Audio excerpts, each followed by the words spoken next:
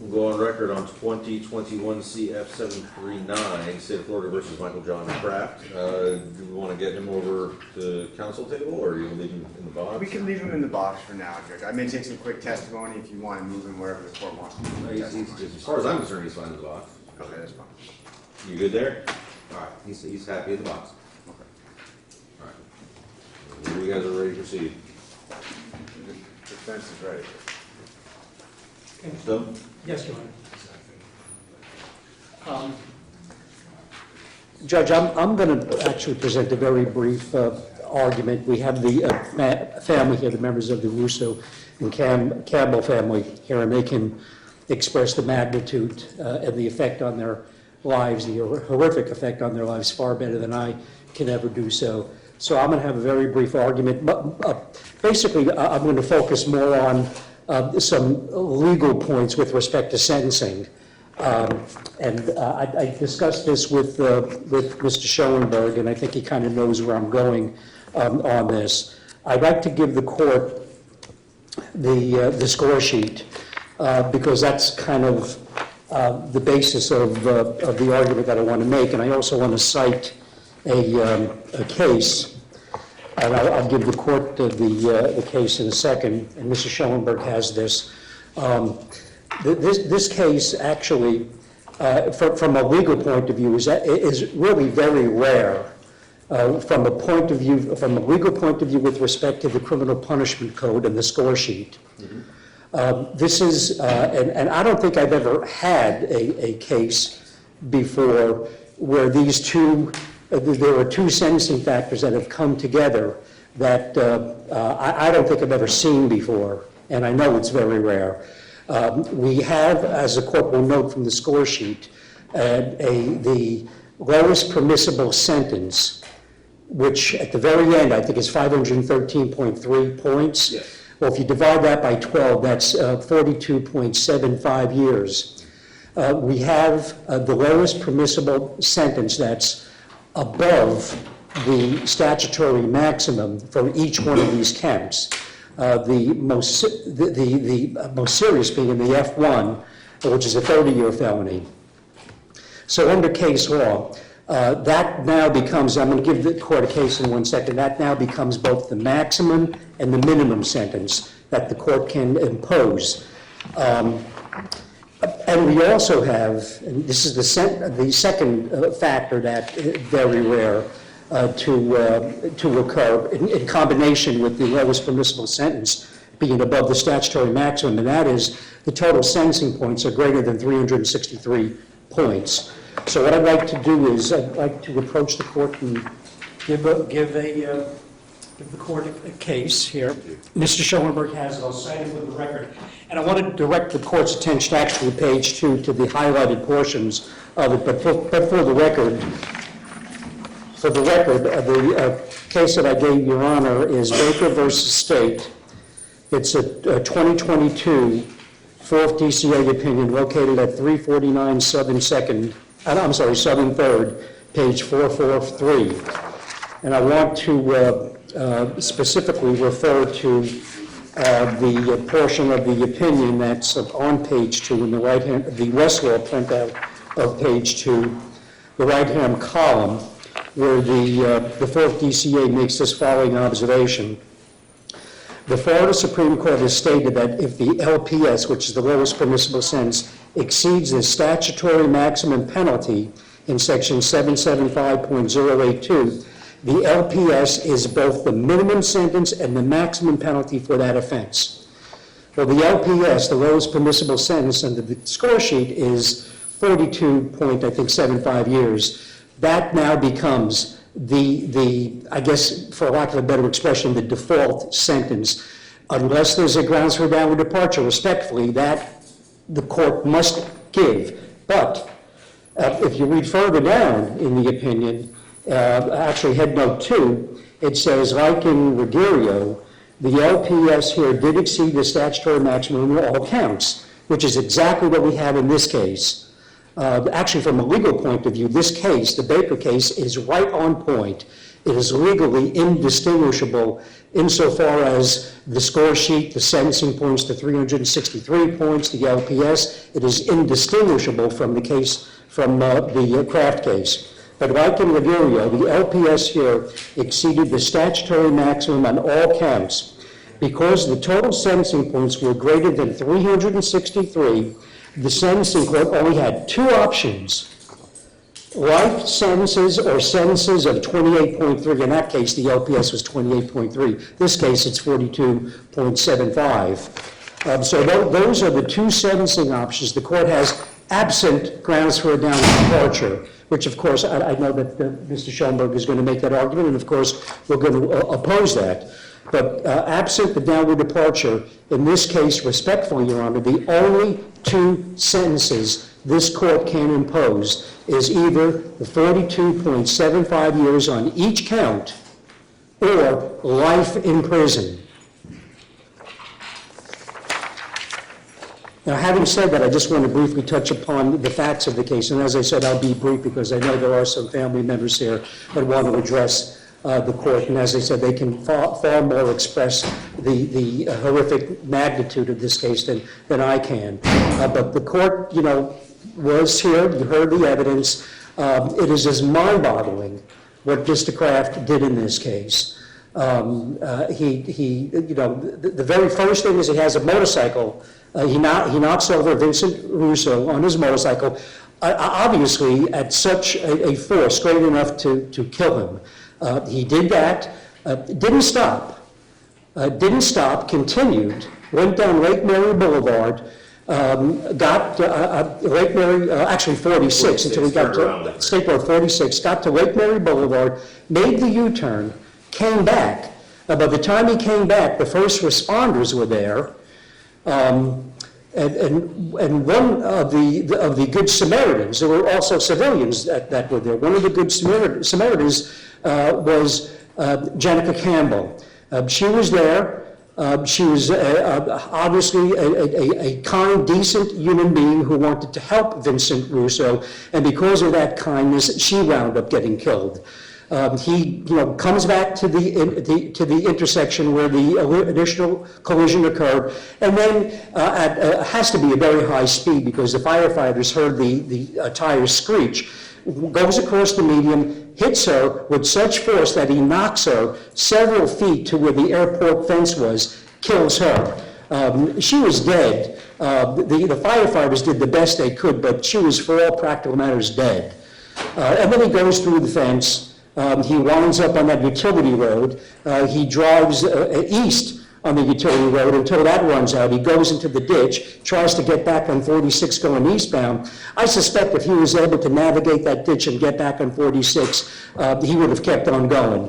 He obviously would have been eventually apprehended because by that time the police were already there waiting for him. So his actions have had such a tremendous effect. Obviously, Vincent Russo and Jenica Campbell, they're dead. That's the effect that he had upon their lives. But it's not just Vincent and Jenica. It's pretty much most of the courtroom here that he's had an effect on. And I include his family also. I include Mr. Kraft's family. He has changed their lives forever in a bad way. And in a moment or two, they're going to express how this has impacted their lives. And as I said, they can do it far better than I can ever do it. So based upon the horrific nature of the facts of this case, I'm going to ask the court to impose a legal sentence pursuant to Baker, and it's a just sentence for what he did.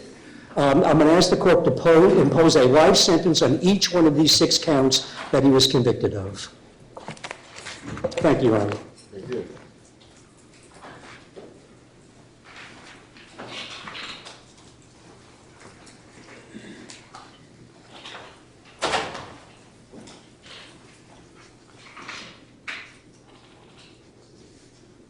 Now, if Mr. Schoenberg wants to make the argument, or if I can have the family provide their victim impact statements, Your Honor, wherever the court wants to go. I'm going to hear all, so whatever order is appropriate. I can present the family, Your Honor. Okay. What I'd like to do is, we have,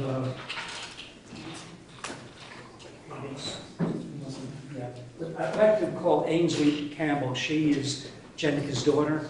She's provided, and she'd like to provide the court an impact statement. She's prepared one. She'll read it to the court. A copy's been provided to Mr. Shuttleworth. Okay.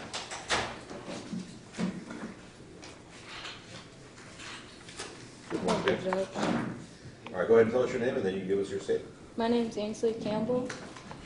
My name is Ainsley Campbell. I am Jenica Campbell's second-born daughter. On March 29, 2021, my family and I experienced a loss so devastating, it has changed our lives forever. It wasn't just an accident, it was the direct result of Michael Kraft. Reckless and irresponsible decisions. His actions cost not only my family, but also the Russo family, a pain we are forced to live with every single day for the rest of our lives. March 29, 2021, the day my mother's life was stolen from us. I remember that morning so clearly. My mom had her whole day planned out. She was a little excited because it was our first day back to school after spring break. Like every morning, she came into my room to wake me up saying her usual rise and shine, eggs and bacon, sweetie.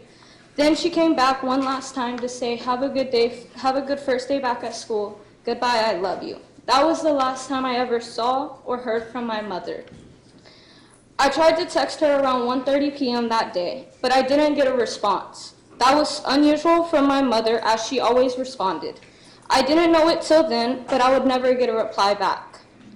That morning, she left around 8 a.m. to go donate plasma. Afterwards, she went Easter shopping for me and my three sisters, as Easter was that upcoming Sunday. She was also on the way to pick up a Walmart order when her life was stolen. Also that day, she was supposed to take my younger sister, Gabriella, to a doctor's appointment at 3 p.m., an appointment that she never made it to. My mom was my everything, my best friend, my rock, my protector. People always said we looked like twins. She was the kindest, sweetest, most outgoing person you would have ever met. She had a heart for helping others, whether it was handing out snacks or water to those in need, encouraging someone who was struggling or just needed a little encouragement. She loved her family, her church, arts and crafts, and every little moment she spent with us. She could brighten up a room with just her smile. She truly was the best person I've ever known. For the past 4 years, it has been the hardest of my life. I lost my mom just 28 days before my 15th birthday, a birthday that she promised to give me my nose pierced if I kept my grades up in school. My heart breaks knowing she'll never be here for me and my three sisters as we grow up and reach our milestones. Every achievement I've had since then, every step I've taken has felt incomplete. After losing my mother, our lives changed entirely. My dad became a single father to 4 girls, ages 17, 14, 10, 12, and 10. We were too young to handle such a loss, but we had no choice but to navigate through it. My older sister Victoria stepped up in ways she should have never had to. She took on the responsibility of helping my dad care for us, all while trying to finish her own high school education. As she turned 21 on March 3rd, the day this trial began, I couldn't help but think about how much we've all had to endure without my mother. Despite all that we went through at such a young age, Victoria and I graduated from high school, bought our own cars, and worked full-time. Gabriella is active in the school's FFA program. She recently sold a livestock pig and sheep at an auction and bought 2 more for the next fair. Brooklyn, my youngest sister, finished elementary school and she'll soon be finishing middle school, as she will be getting her permit and Gabriella will be getting her license. Yes, I understand these are all normal life milestones, but they're milestones my mother should have been standing there next to us and cheering us on for. Instead, my mother has missed everything. She's missed every birthday, every Christmas, every Easter, and every family dinner. She's missed her father's passing in October of 2023. She's missed her and my dad's 20th wedding anniversary in September of 2022. She's missed 2 of her daughter's high school graduations and will be missing the other 2. She's missed a trip to the Florida Keys, one of her dream destinations. And she's missed 1,479 days of watching her girls grow, be there to make us breakfast, to help us with our school projects, and to tuck us in at night. to encourage us through hard times, to celebrate every little victory, all the hugs, the laughs, and the love. And every one of those days we felt the weight of her absence. As the years go on, the days without her will keep adding up. The number will keep growing, and each day will remind us that she is missing from our lives. She will never be able to meet her future grandchildren. She won't be there to watch me and my sisters get married or choose our wedding dresses. She won't be there for any of the moments she should have been a part of. And that's the pain we will carry forever because of Michael Kraft's irresponsible decisions. I hope that in some way he conceived the sentencing he deserves for this irreversible harm he has caused. As my mother's life was worth a lot to not only me but to everyone she knew. And she should still be here today. This wasn't just an accident, it was a horrific tragedy that has shattered my family in ways I can't fully express to you. I will never be able to forgive him for taking my mother away from us, and I'll spend the rest of my life unable to call, text, or hug my mother, unless I drive 30 minutes to her gravesite, where all I can do is stand on grass and look at her headstone. Thank you. Thank you.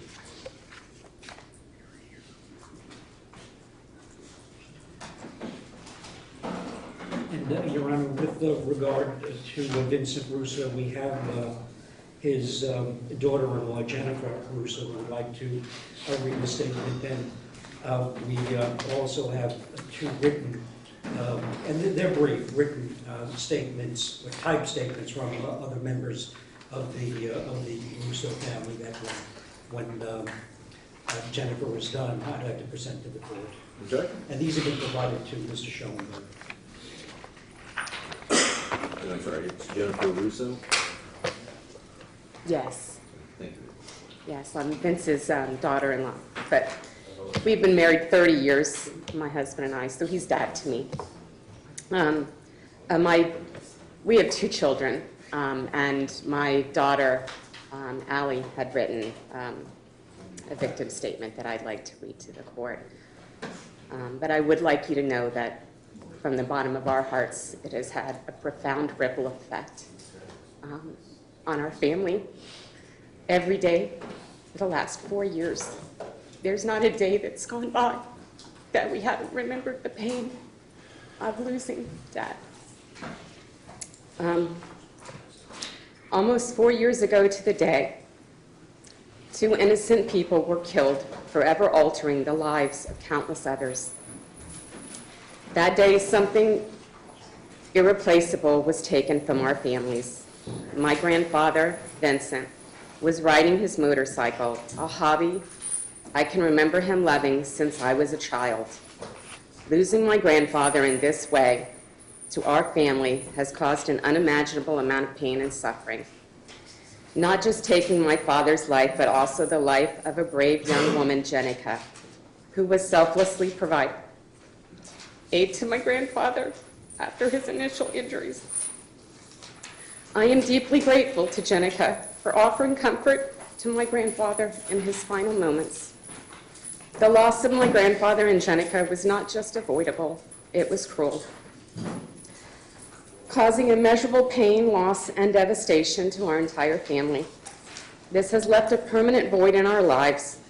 The process of grieving is challenging enough, but it is made even harder by the constant reminder that every happy memory we hold of my grandfather is now overshadowed by the painful knowledge of what he endured in his final moments. Our family will continue through life without the presence of a man who meant so much to all of us. We will experience milestones, holidays, and moments of joy, but we will never again share these experiences with my granddad. He will never get the chance to meet my daughter, his great-granddaughter, Parker. That's why she's not here. A child he would have loved so deeply. She's 1.5. I want to reiterate that the tragic events of that day has left our families broken. The loss of these 2 precious lives, it is a loss we will never recover from, and we will never be able to fill the void that it has left in our hearts. The burden of this heartache placed on our family is one that cannot be repaired. While we understandably wish for the harshest of consequences for these actions, all I ask is that the maximum sentence be imposed upon the defendant for the devastating pain and loss that he has caused. Thank you. Thank you.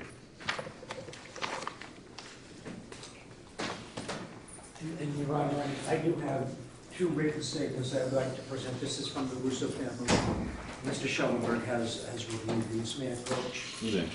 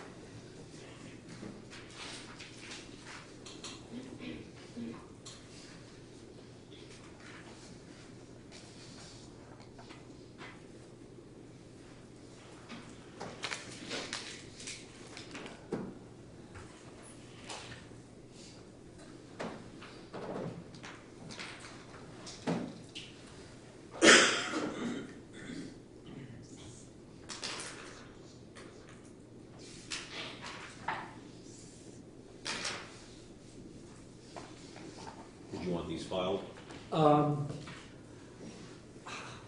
No, I don't think so, Your Honor, because the others aren't filed, so I might as well not. Thank you.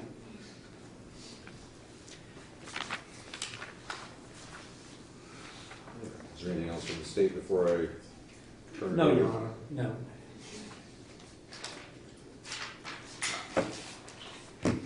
Vince?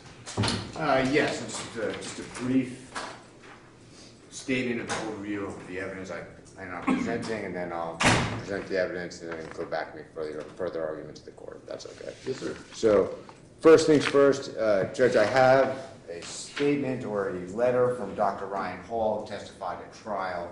I'm going to like to have that marked as defense A. And I believe the state has no objection to this coming into evidence as That's defense correct. one Okay. for the purpose of the hearing. You still in?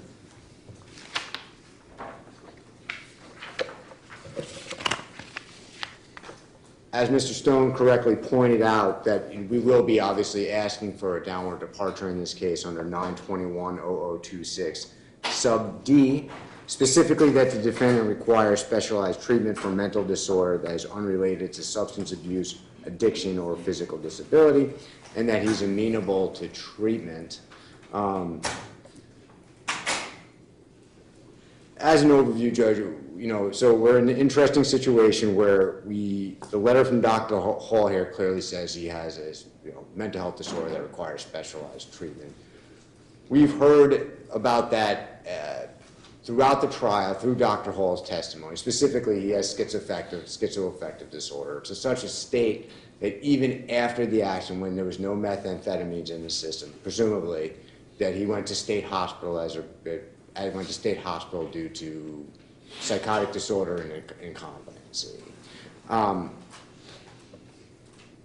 We plan on presenting some testimony from Mr. Kraft, okay, and also to some of his family members to provide some context for his upbringing and his issues with mental health from his life. We'll be hearing from his mother and his sister, okay?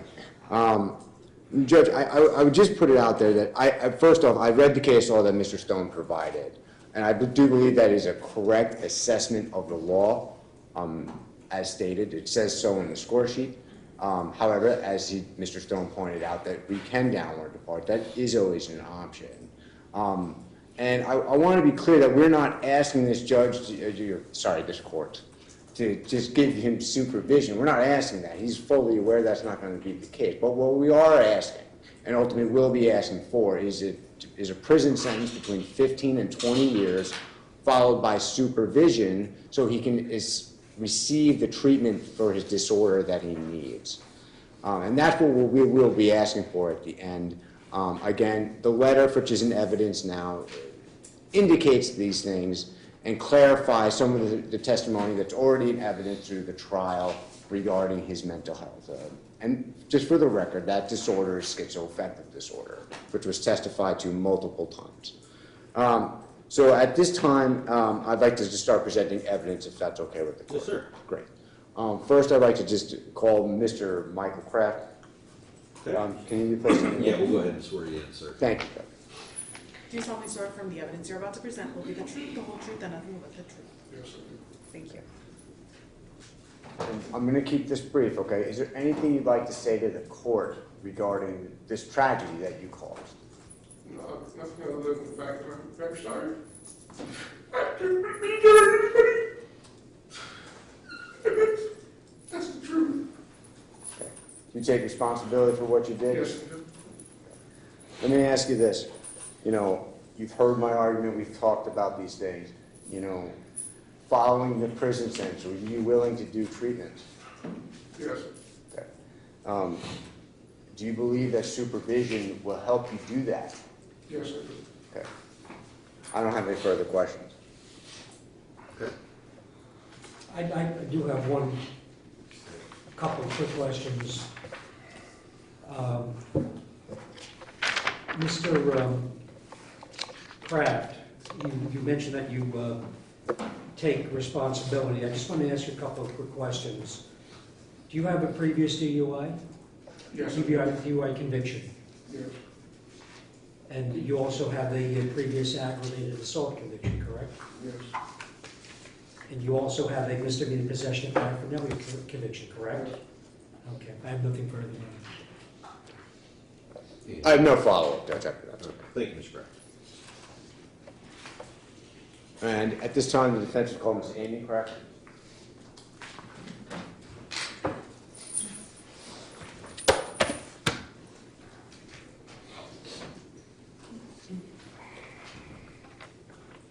Raise your right hand, please.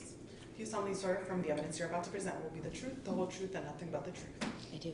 Thank you. Ms. Kraft, is there a statement that you'd like to say to the court? Yes. Thank you for allowing me to speak today. My name is Amy Kraft. I am the sister of the dependent.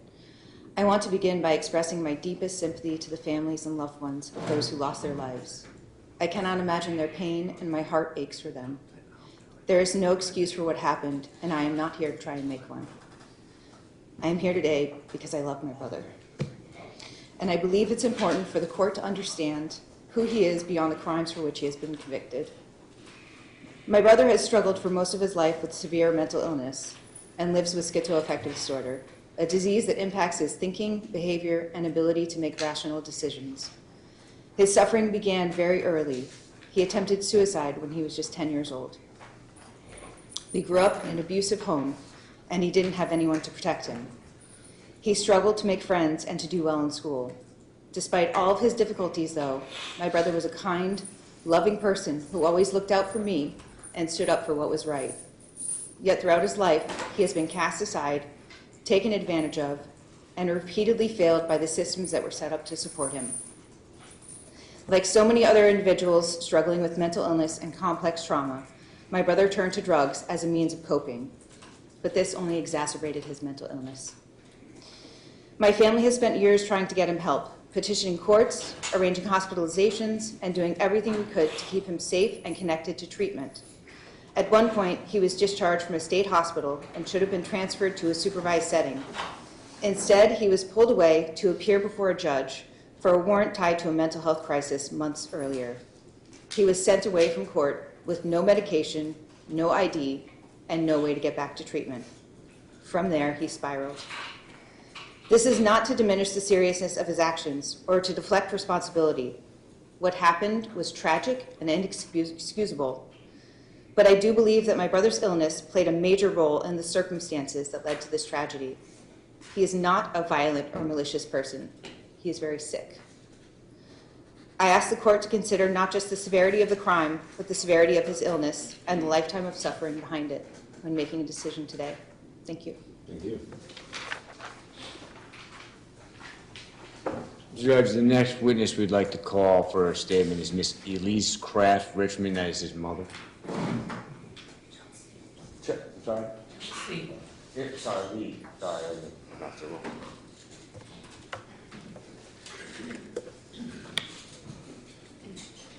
Thank you, Your Honor, for allowing me to speak. Of course. Raise your right hand, please. Raise the right hand. Do you solemnly swear affirm the evidence you're about to present will be the truth, the whole truth, and nothing but the truth? Yes, I do. Thank you. Of all the known mental disorders, I would not wish schizoaffective disorder on my worst enemy. It was devastating when Michael had his first psychotic break. I witnessed behaviors from him that I thought I would never see outside of a psychiatric unit. The family had to ex parte Michael several times as law enforcement would not initiate the Baker Act unless they saw or heard that Michael was a danger to himself or others. Michael frequented psychiatric units. He did well while in a controlled environment, but once stabilized, he would be discharged because, according to law, he no longer met the criteria to be committed. Unfortunately, like 50% of the people with schizophrenia or schizoaffective disorder, Michael would stop taking his medications and resort to using illicit drugs. It would be a matter of a few weeks before Michael would spiral out of control and a disaster would occur. The tragic deaths of Jenica Campbell and Vincent Russo are the culmination of Michael's psychotic breaks. Based on my evaluation and experience as a mental health counselor, my observation of Michael's behavior in the trial videos is indicative that he was in a state of psychosis, which, in my estimation, had far greater impact on that tragic event than being under the influence.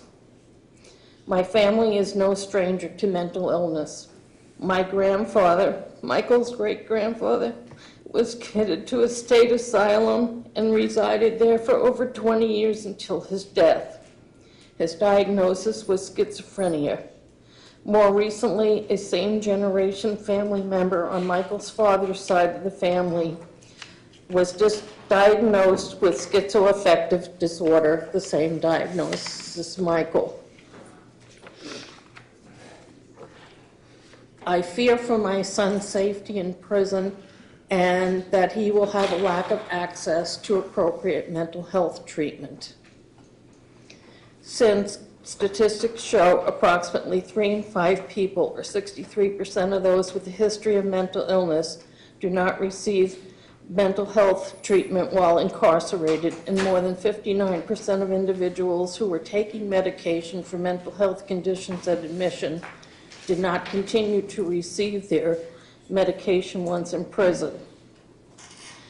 Mentally ill inmates are more likely to be victimized by other inmates and prison guards. Behaviors related to their symptoms and difficulty in understanding and following an institution's basic rules can put them at risk for consequences, such as solitary confinement or being targeted from being barred from participating in programming.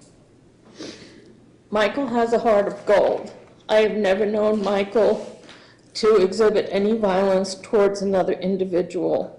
I've seen him rescue animals. He'd give anybody the shirt off his back. And I've seen him, on his own, care for his aging grandmother. I respectfully request, well, thus far the system has failed my son, my family, and the community. And based on these facts, I respectfully request that Michael be sentenced with a downward departure for the purpose of addressing his mental health needs and to be able to access appropriate psychiatric treatment. Thank you, ma'am. And I'm sorry, may I get your name again, please? I think there was some Elsie, E-L-S-I-E. My last name is hyphenated Kraft Richmond. Okay. Thank you. Thank you, ma'am.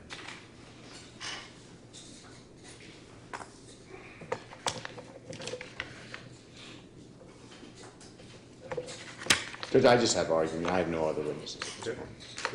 Yeah. Judge, it's clear that he's responsible. We respect the jury's decisions here. He knows he's responsible. He's testified to such.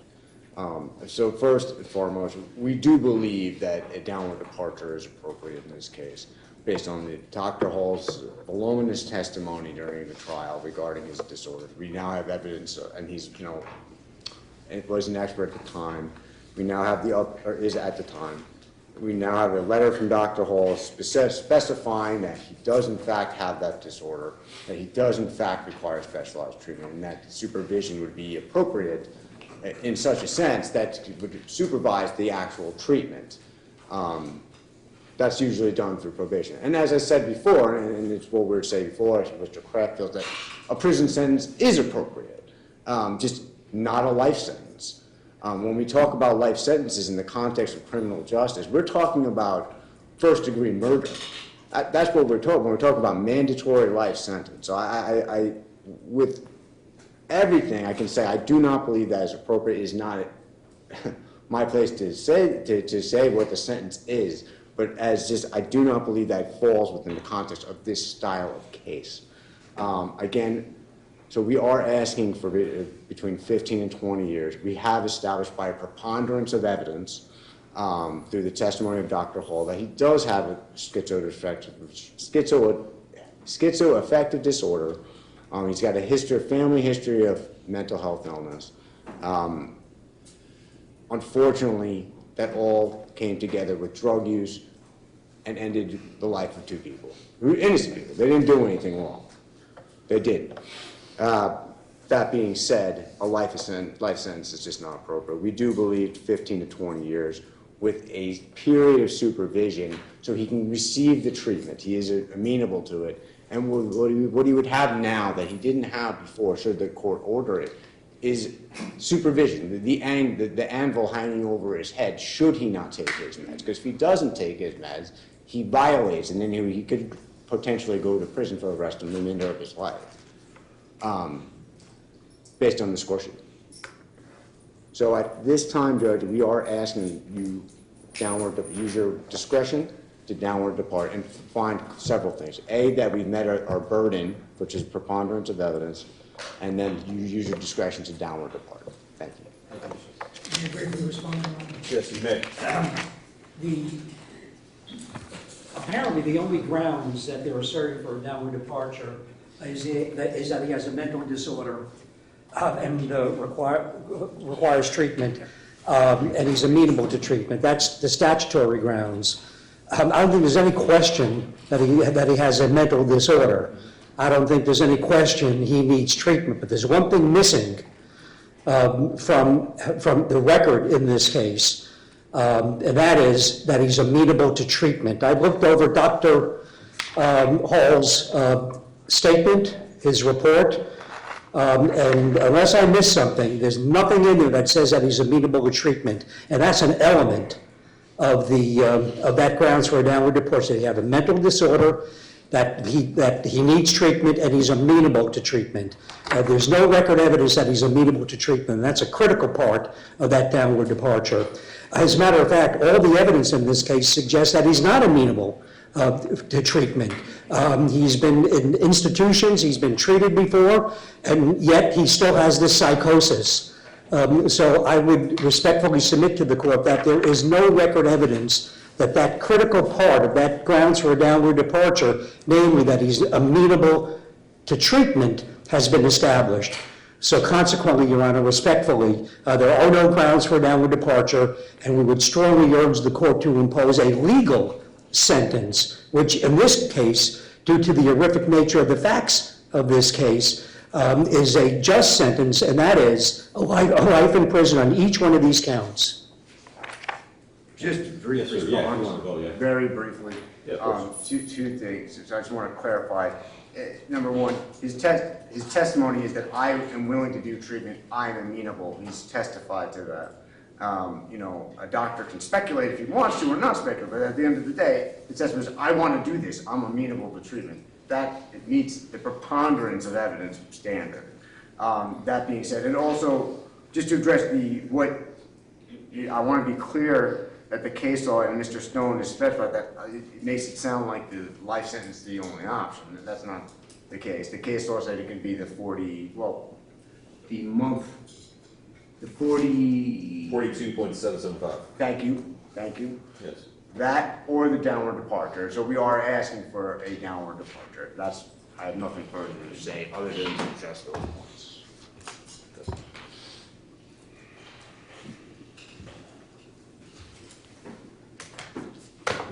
Well, I've read the letter from Dr. Hall, and obviously I was present for the trial, and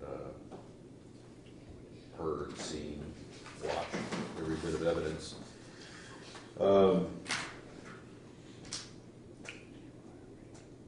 Addressing first the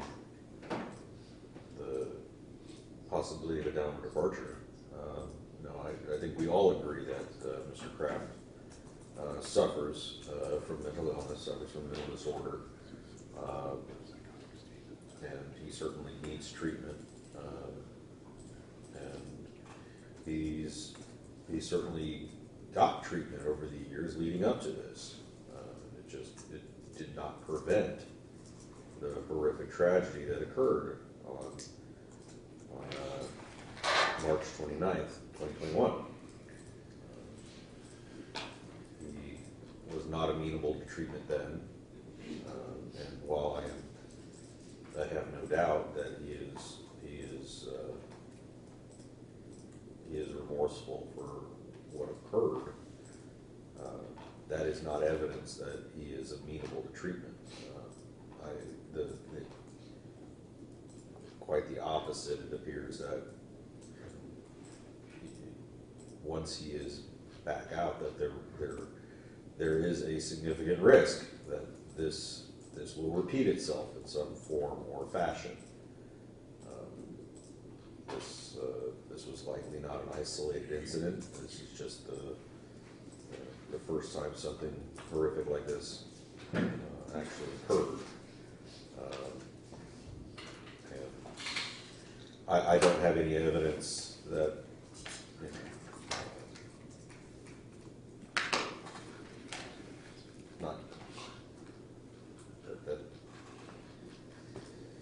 that he would be well served, or the community of South Florida would be well served by him having a short period of DOC followed by supervised treatment and counseling. But that's part of this tragedy. A lot of this is a tragedy, but the jury obviously found that it wasn't. He was not insane,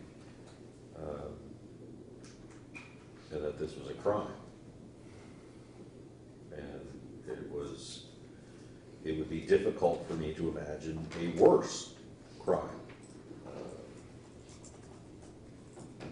than what occurred.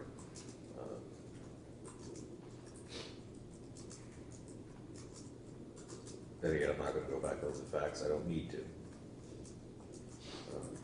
But I don't believe that he is amenable to treatment. I don't believe the evidence shows that. And that's because of his past.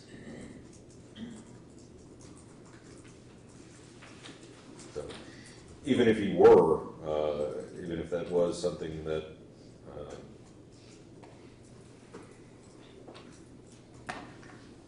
that perhaps the defense carried its burden to show, I would not be inclined to exercise my discretion under this case with these facts to do a downward departure.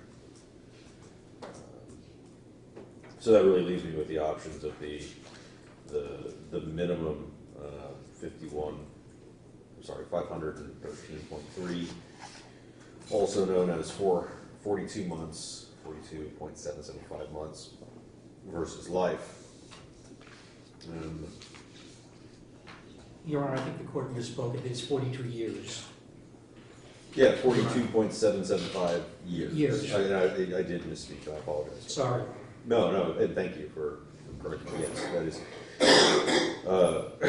Yeah, no, that was the conversion from 513.3 months to 42.775 years. And so I'm left with those two legal sentences. And again, based upon the horrific loss of these two lives. Again, it's not loss. I mean, like we people talk about, they were taken. This was an intentional act. This wasn't.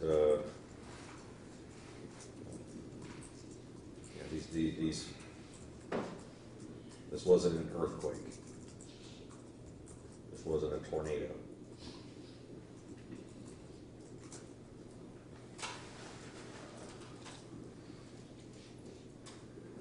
So, no, I think under these facts, given my options, the life sentence is appropriate for each count. Counts 1, 2, 3, 4, 6, and 7. And of course, they'll run concurrent.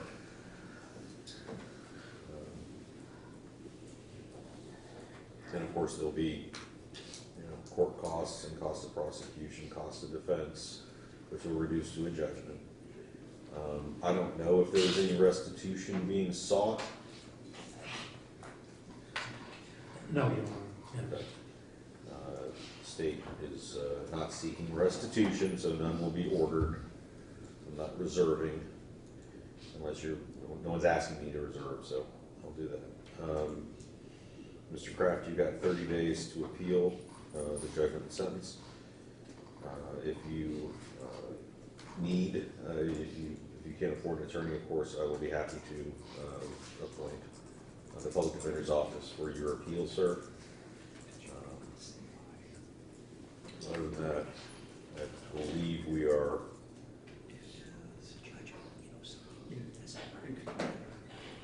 concluded. Judge, just for the record. Oh, time, sir. Or, I mean, Yeah, he's got 1,479 days. I'm sorry, 1,000. 479 days. You will certainly get credit for that. Your Honor, one of the requests, and we'd ask this just as an imposition as a judgment. There is cost of restitution, and I don't know if Mr. Schoenberg has seen the affidavit. It might be somewhere in the discovery. Restitution or investigation? I'm sorry, cost of investigation. Right.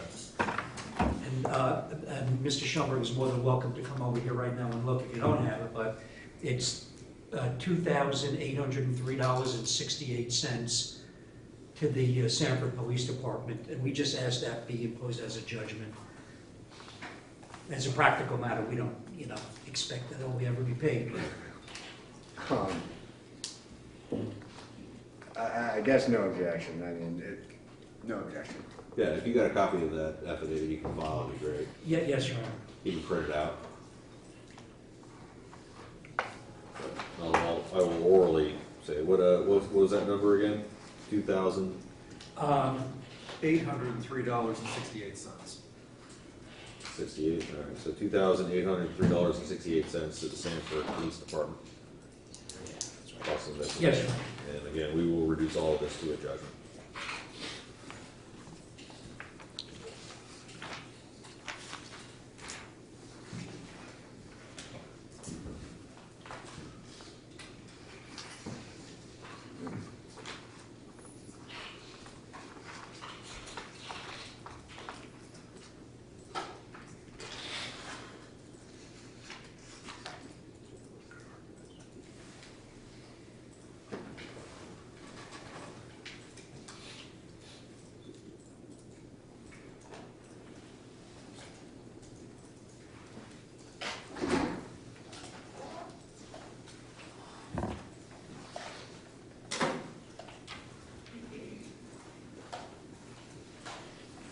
Judge, I have nothing further in front of the court. Maybe excused.